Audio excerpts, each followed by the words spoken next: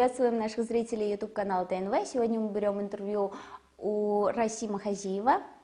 Он является пресс-секретарем Зеленодольского района. Здравствуйте, Расим. Здравствуйте, Регина. Расим, вы недавно сменили место работы, да, как мы знаем, став главным пиарщиком Зеленодольского района теперь. Как это произошло и давно ли вы в пиаре? Я в пиаре работаю с тех пор, как устроился на работу в Лаишский район.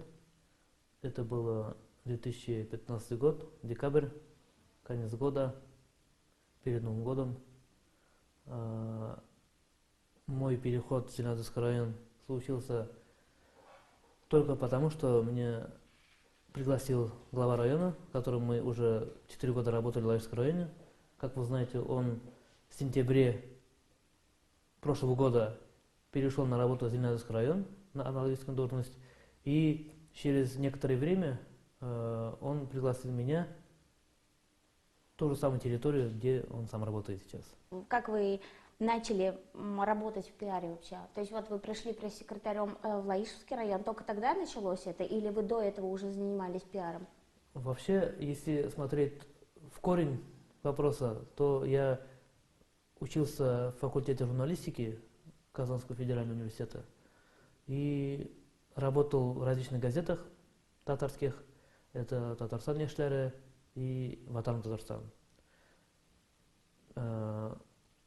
Где-то у меня 4 года, наверное, был стаж работы журналистом. Но потом судьба так сложилась, что я пришел в Лаишский район, там уже не журналистом, а пресс-секретарем. Уже это совсем другое направление. Не то что журналистика, там уже надо и думать по-другому, и писать по-другому, и вообще, скажем так, вести совсем другую работу.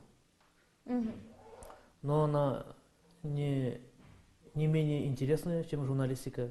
А кем вам больше нравится? Как вы уже отметили, пресс-секретарем больше работать или журналистом? Ну вот, учитывая то, что я последние годы работаю именно пресс-секретарем, меня больше увлекает именно эта работа. Я вот все анализировал, и как я в журналистике работал, считаю, у меня и период времени работы и журналистом, и пресс-секретарем вот сейчас примерно одинаковый. То есть мне есть чем сравнить, понять там, где лучше, где хуже, где я чувствую себя гораздо удобнее, комфортнее. Мне вот пресс-секретарем работать, оказывается, комфортнее. Мне нравится больше, скажем так. Вы работаете вот на данный момент в отрасли, которая относится к GR, да? Ну, Government Relationships, то есть имеется в виду взаимодействие с органами государственной власти. И как вам далась вот эта трансформация из условного вот оппозиционного журналиста, да, и в человека на госслужбе? Есть принципиальное отличие работы, опять-таки повторюсь, журналиста и пиарщика. Журналист, он собирает материал, записывает интервью, так же, как и вы, и публикует свой материал. А у пиарщика задача совсем другая. Скажем, грубо говоря, заставить тех же самых журналистов, скажем так, написать так, как им нужно. Вы видите свою задачу в этом? Нет, это не задача, это реальность такая. То есть я не говорю про давление там, да, или там вот делайте так. Просто у каждого пиарщика есть задача, которая поставлена именно его, не то что руководителем, а направлением деятельности. Если это строительная компания, он же не будет там о чем-то другом там говорить. Он именно будет о строительной отрасли говорить. И именно о своей компании, то что у него компания самая крутая. Органы власти это то же самое. Если ты пресс-секретарь района, для тебя самый лучший район это твой район. Если ты пресс-секретарь министерства какого-то, ведомства, для тебя самое лучшее министерство это твое министерство. И твоя задача не то чтобы думать так, а постараться сделать так. А как вы вот можете повлиять, например, у нас в Татарстане достаточно много изданий, интернет-изданий. Как вы можете повлиять на них? Вот, например, Бизнес Онлайн пишет одно, а Реальное время должно написать вот другое. Как вы на них влияете? Влияние, знаете, это не такое влияние, как многие сейчас подумают, а повлиять как бы своим отношением с журналистами, самим изданием, э, влиять своим, скажем так, неким авторитетом или там своим какими-то данными, ну, опытом, навыками, скажем так. То есть не такое прямое давление. Пресс-секретарь придумывает сам инфоповоды. Это можно назвать влияние на журналистику, на журналистов? Ну, в Как какой-то думаете? степени, да. Я вот про это и говорю, то, что не говорю про прямое влияние, а то, что, то есть пресс-секретарь, он сам задает информационный фон вокруг своего муниципалитета там, или вокруг своего министерства, вокруг своей компании. У него и задача в этом состоит. То, что люди выполняют свою работу, нет никаких сомнений, они и хорошо выполняют свою работу, все они профессионалы своего дела, но если их работу не показывать, это всего лишь полдела. Люди не увидят, чем они занимаются. Иногда бывает так, то, что люди просто не понимают, чем вот отдельная какая-то компания или отдельный какой-то орган власти всем занимается. Мгм. Вы имеете в виду, что вы рассказываете им об этом в своих социальных сетях? Со всеми нужно работать. Мгм. То есть какого-то там выделить только газеты, только телевидение, только еще что-то, ну, так не получится работать. Надо со всеми работать, в том числе и с социальными сетями, где наибольшее количество людей, на которые можно не то что повлиять, а донести информацию. Мы знаем, что ваш приход на госслужбу, да, сопровождался неким скандалом вокруг путинского ОНФ. И у некоторых могло сложиться впечатление, что вас перекупили.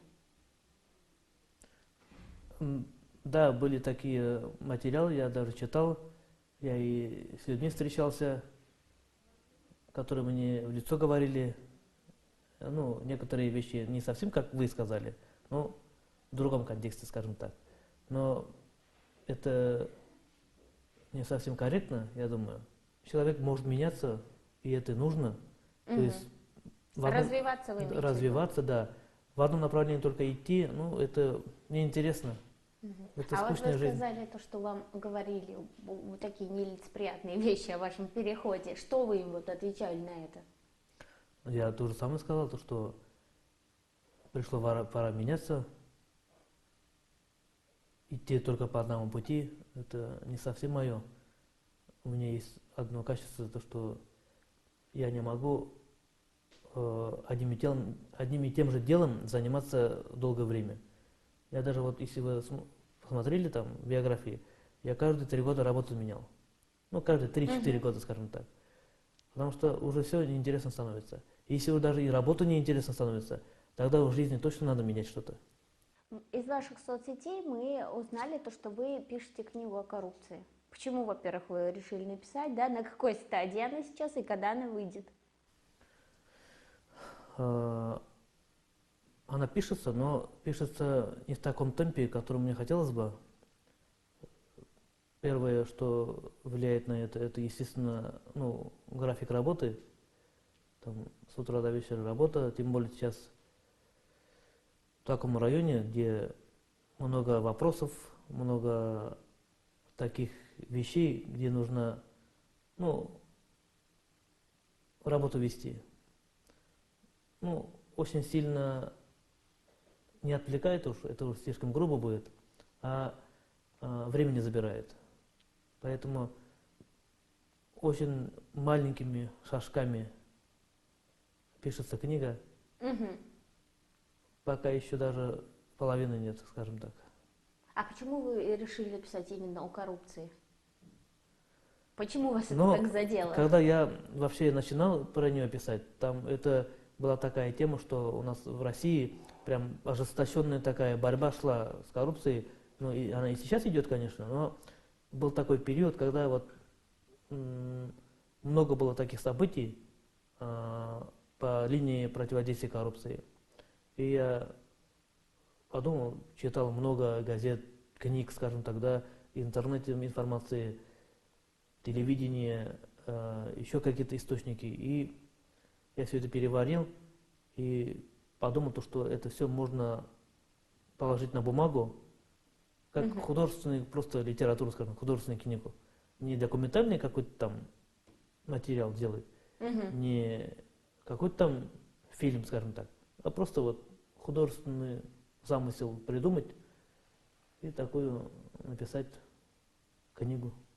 Среди вот успехов своих на прежнем месте, да, вы называли запуск успешного аккаунта в Инстаграме.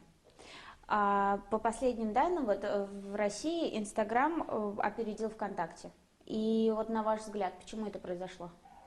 ВКонтакте тоже хорошая сеть там, да, то есть плохого сказать нельзя, невозможно про эту сеть там, да, но Инстаграм популярен тем, что там подача информации наиболее удобная.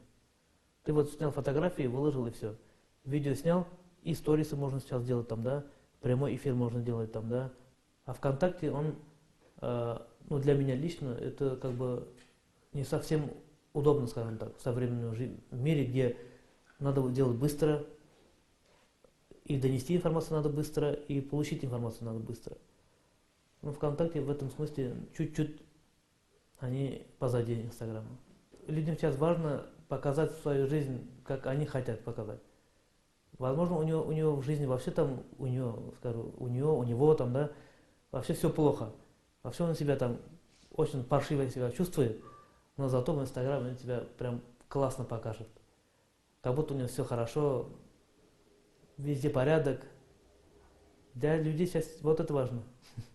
И Инстаграм это дает. Мы не можем не отметить то, что вас одно время очень любили в телеграм-каналах. И обсуждали очень там ваши социальные сети, да, как вы их ведете. А на ваш взгляд, вот в чем феномен телеграм-каналов вообще? Кто там редактор, кто там журналист, кто оператор, кто чем занимается, ты этого не видишь. Они просто информацию подают, ты получаешь эту информацию. То есть секрет в том, что там все анонимно. Это привлекает людей, вы имеете в виду? Да, люди считают, что если раз анонимно, значит никто их не контролирует, никто их не знает, и они, значит, пишут правду. Люди так считают. А как вы считаете, за какими соцсетями будущее вообще? Там Инстаграм, ТикТок, Фейсбук? Ну, сейчас активно развивается ТикТок, но мне кажется, у него такого будущего, как у Инстаграма, не будет. У них все равно есть некая схожесть с Инстаграмом, тем же самым Инстаграмом.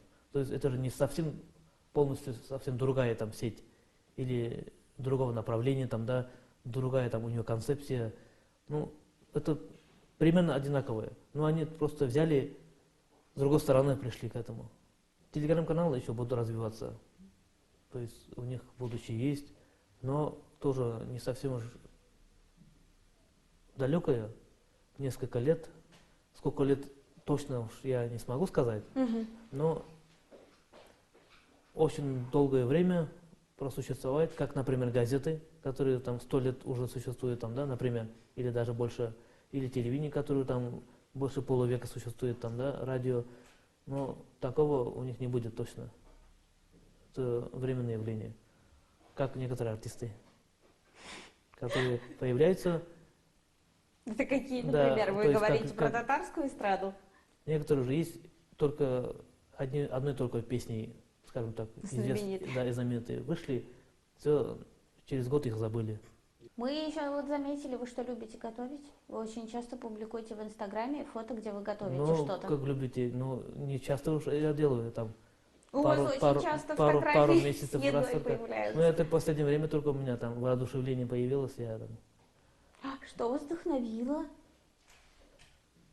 Ну, времени больше стало на вот эти все работы, скажем так. Потому что у нас же Слаишева руководитель ушел, новый руководитель пришел. Ну, такое время было, когда, ну, скажем так, пока еще не ясно было. Надо было еще понять, куда мы движемся, как будем работать. И в это время я воспользовался ситуацией, скажем так. А какой проект в соцсетях, вот собственный личный, да, вы хотели бы создать? Вообще-то мне сказали, то, что я блогер. Я говорю, Так и есть. ладно, согласен. И предложили как бы сделать такую вещь, собрать республики блогеров в одну организацию, скажем так. Пока же такого нету. Они есть, конечно, блогеров у нас хватает, но они сами по себе, скажем так. Куда хотят, туда идут, что хотят, то и снимают, с кем хотят, тем и дружат, скажем так. Если бы их объединить в одно, Вас заинтересовало это предложение? вот я сейчас думаю об этом, возможно, это и будет интересно. Здесь же дело не только в том, чтобы мне было интересно, надо, чтобы это и другим это было интересно. Если только мне интересно, другим не интересно, тогда смысл здесь этим заниматься вообще нет. Спасибо большое, Расим, вам за интервью, за то, что пришли к нам. Спасибо вам за приглашение. Мы беседовали с Расимом Хазиевым, с блогером, пресс-секретарем Зеленодольского района.